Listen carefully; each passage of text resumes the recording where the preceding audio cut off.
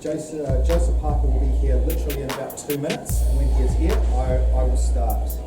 Okay, this is Jason Bergman, everyone. Jason has just got off a flight from Sydney via Dallas via Pittsburgh, correct. Hence the reason why the press conference is at 4 o'clock this afternoon and not the usual 10 o'clock. So when Joseph arrives, you just stand here.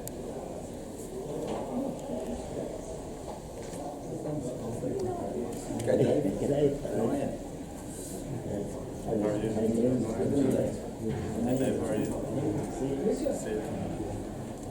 Where's the recording thing that you just found on your phone?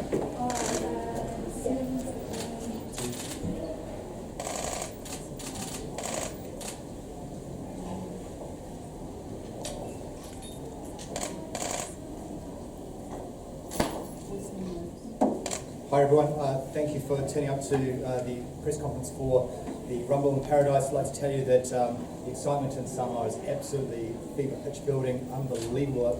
I think I emailed around 50 people regarding press in New Zealand for Joseph Parker fights. There are 67 separate media people who are on the media list for Samoa. It just shows you what a big deal it is, and you can expect a massive welcome from them when Joseph arrives on Saturday, when Jason arrives on Sunday. Just to give you an idea on Jason, Jason has sparred 3 world champions. Most recently, he has been in the ring with Deontay Wilder. Deontay Wilder has been identified by Dan Raphael, the most influential boxing writer in the States, as one of the 3 top heavyweights in the world. There's Wilder, there's Anthony Joshua, and there's Joseph Parker. So it's a unique situation that Jason Bergman finds himself in. And after next weekend, he will be able to compare the likes of Wilder and Joseph Parker. Making this more interesting is the fact that Wilder is fighting this weekend against the Southpaw in New York for the heavyweight title. So there's a lot of interesting angles in this bout. Jason, I'd like to ask you to say a few words. First of all, just with what's been happening regarding being with Deontay Wilder.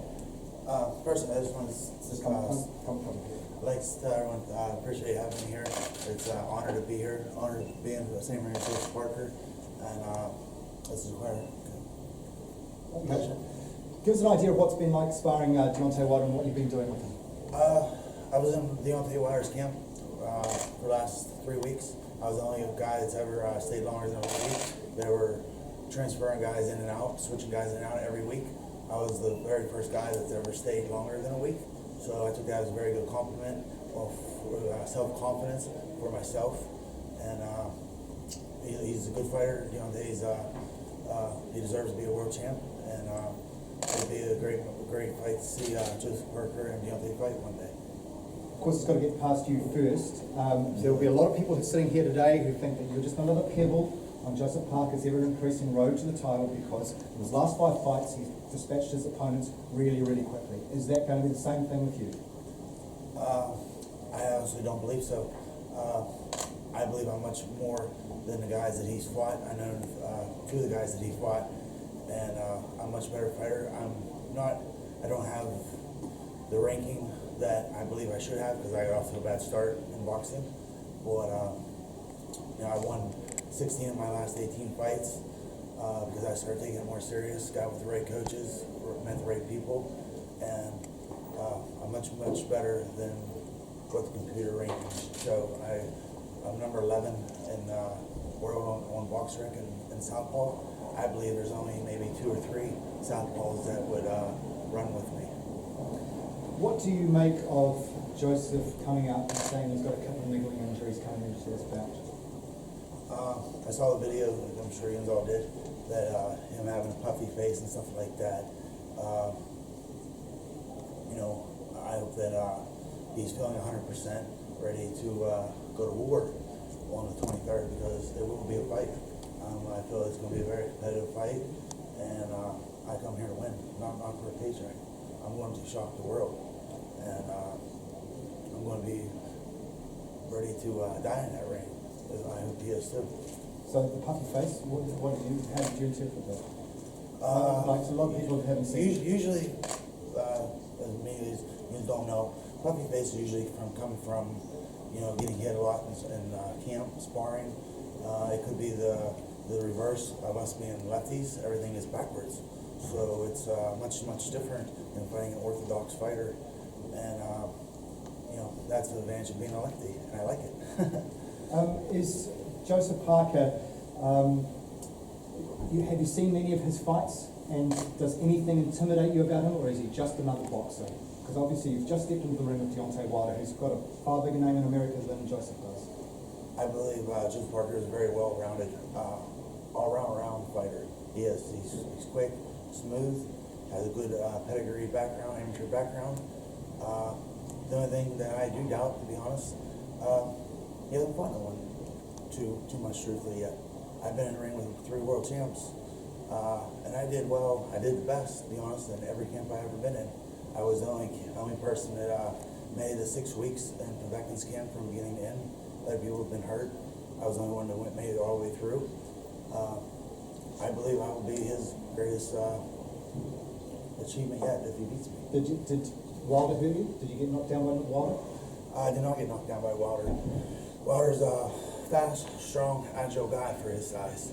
I was surprised about his speed and agility, but he did not hurt me. He did not knock me down. We went at it pretty well. Every guy there was only doing 2 or 3 rounds.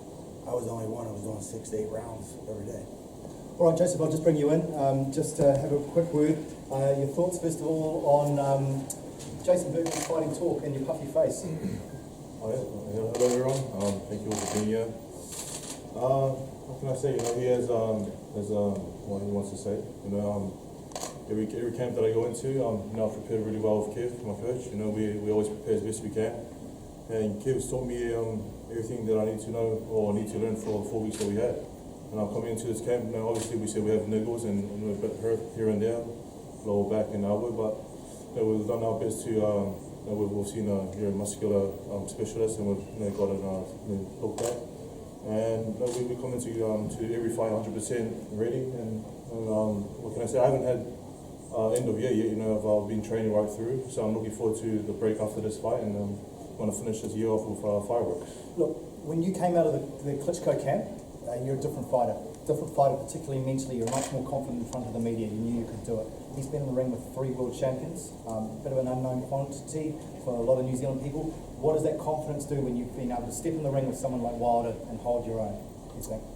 No, I'm sure he's well prepared. He's been in the camp for a while, and like you said, he's the only one that stayed longer. So I'm sure it's going to boost his confidence coming into to this fight. He's he's well prepared, and like you said, he's ready to go to war. So it's going to be the guns blazing in Samoa.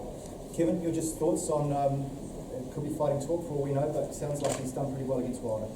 Look, I think the reason why we chose Jason Bergman in the first place is because he's a very capable, very durable southpaw, and this being Joseph's first southpaw fight, we wanted it to be a real test. Winning 16 of your last 18 fights, we knew that he was going to come here well prepared. As you can see, he's a big guy. He looks like he's we don't see his shirt off yet, but he looks like he's in pretty good shape. And the footage that I've watched of him, he's got some very dangerous punches. That we've paid a lot of attention to in training camp.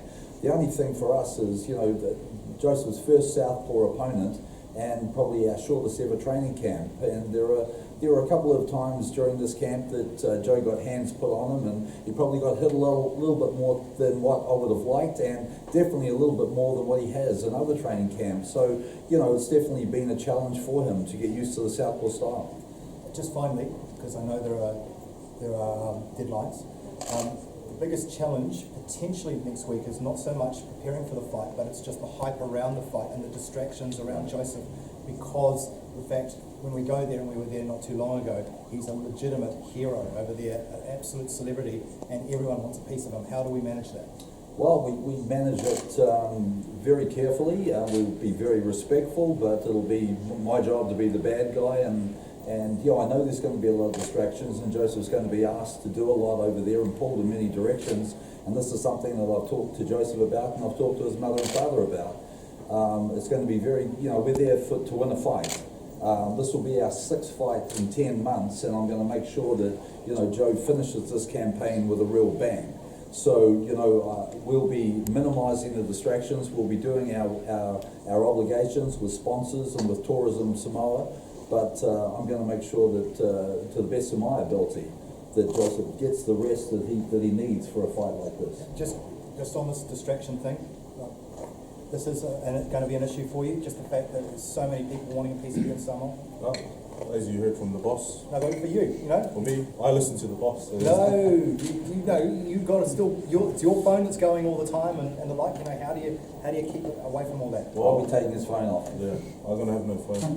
But the main focus of this trip to Samoa is going there and achieving our goals and getting a victory. So we have to stay focused, and like I said, it's good to have the people around you who's going to keep these distractions away from you.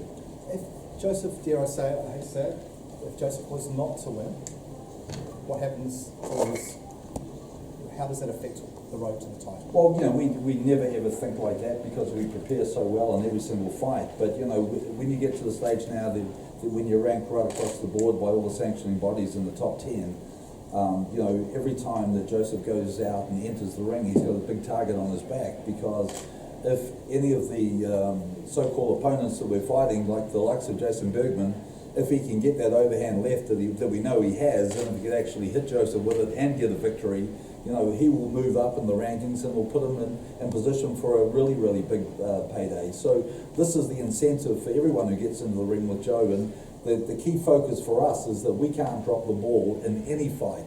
We've got to take every fight like it's a championship fight, and we prepare ourselves 100% every time we enter the ring, because the stakes are so high now. We're very close to getting in a position where we're going to be very close to fighting for a #1 mandatory this year. So, you know, there is a lot of pressure on Joe every time he enters the ring.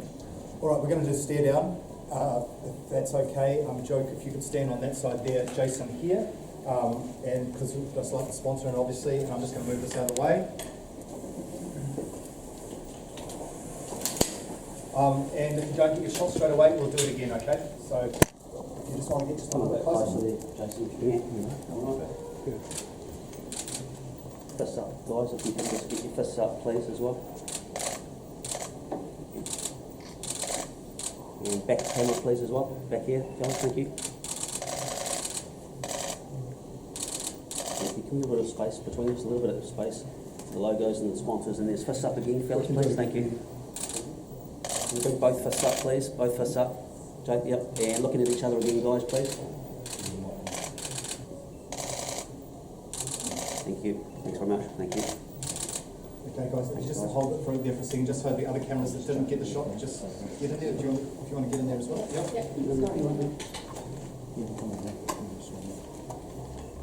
There you go. Staring at each other, please. Fists up, lads, if we can. Beautiful. Just keep looking at each other for a couple. And then looking this way, fellas. Just good, Joe. Yeah, beauty, mate. Always that over, Cam.